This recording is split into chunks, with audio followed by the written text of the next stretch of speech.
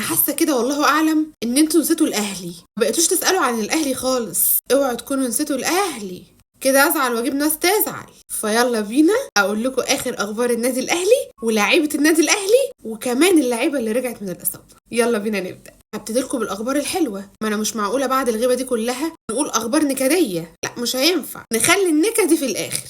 اول خبر واهم خبر، رضا سليم شارك في التدريبات الجماعيه للنادي الاهلي النهارده، وكده ان شاء الله بنسبه كبيره جدا اول مباراه للنادي الاهلي رضا سليم هيكون موجود فيها. ده طبعا حسب رؤيه كولر لرضا سليم، هل هو فعلا هيشارك ولا لا.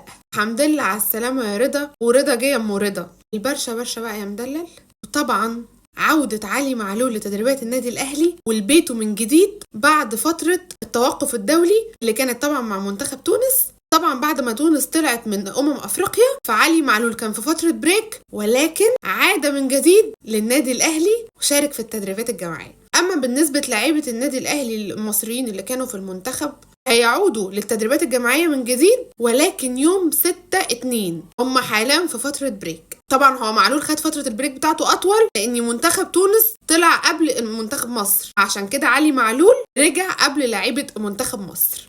أما عن أحمد نبيل كوكا خلاص في آخر مراحل البرنامج العلاجي بتاعه، في المراحل الأخيرة، وبعد إن شاء الله أما يخلص البرنامج العلاجي بتاعه هيشارك تاني من جديد في التدريبات الجماعية للنادي الأهلي. فإن شاء الله كوكا يرجع لنا بألف سلامة. نيجي بقى للخبر النكدي، لكن بصراحة الولد ده صعبان عليا جدا، محمود متولي. كابتن أحمد شوبير طلع امبارح وقال إن محمود متولي كولر خلاص بقى مستغني عنه، مش عاوزه، ولكن مش عشان خاطر فهو فنيا وحش، لا بالعكس، هو عشان كثرة إصابة اللاعب. بصراحة يا جماعة هو متولي كل يومين بإصابة جديدة، معرفش أصلا هو إيه اللي بيحصل له عشان يتصاب، يعني هو أصلا ما بيلحقش يكون رجع من الإصابة القديمة نلاقيه لضم على طول في إصابة جديدة. بصراحة حاجة غريبة جدا. فرغم اقتناع مارسيل كولر بمحمود متولي إلا إن إصاباته هي اللي خلت كولر يستغنى عنه. فاللاعب مجلس إدارة النادي الأهلي بلغته إن هو يشوف عروض للرحيل.